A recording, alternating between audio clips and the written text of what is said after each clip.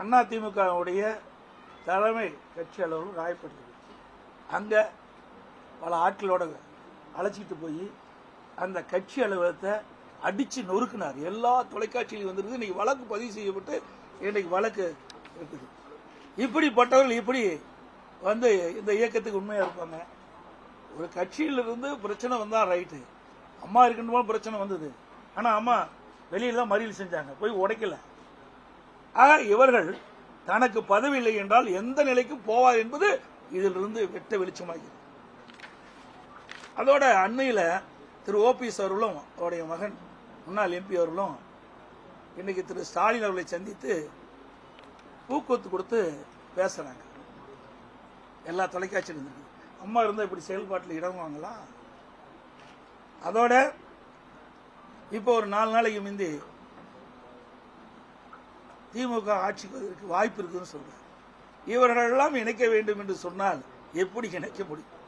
இவர்களெல்லாம் அதிமுக ஆட்சிக்கு வருவதற்காக இவர்களெல்லாம் இணைக்க சொல்லல. திமுகவை மறைமுகமாக ஆதரித்து திமுக ஆட்சியில் அமர்த்த வேண்டும் என்று திட்டமிட்டவர்கள் இன்றையெல்லாம் வெளிப்படையாக வெளியில் வந்துட்டது. அதே போல திரு டிடிவி அவர்கள், நான் ஏற்கனவே சொன்னேன், அந்த ஏற்கனவே இவர் அடிப்படை உறுப்பினர் நீக்கப்பட்டவர். இவர் எங்க கட்சி பத்தி பேசுவதற்கு எந்த தகுதியும் அருகதையும் கிடையாது. இது அம்மாவால் நீக்கப்பட்டவர். இப்படி எப்படி போய் அம்மா உனக்கு அம்மாவுக்கு நல்லா செஞ்சிருந்தா அம்மா உன்னை ஆதரிச்சிருப்பாங்கல்ல? இல்ல அம்மா கட்சியில் வச்சு உறுப்பினராக கூட வச்சுக்கல.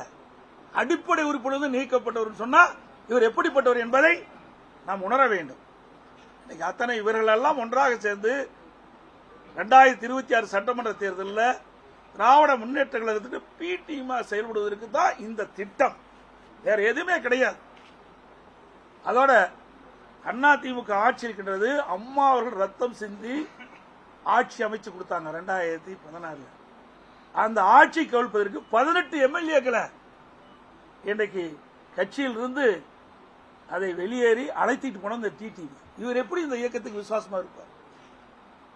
இப்படி இந்த இயக்கத்திற்கு துரோகம் செய்தவர்கள் அவர்கள்தான் இன்றைக்கு அடையாளம் காட்டப்பட்ட என்பதை நேரத்தில் குறிப்பிட விரும்புகிறேன்.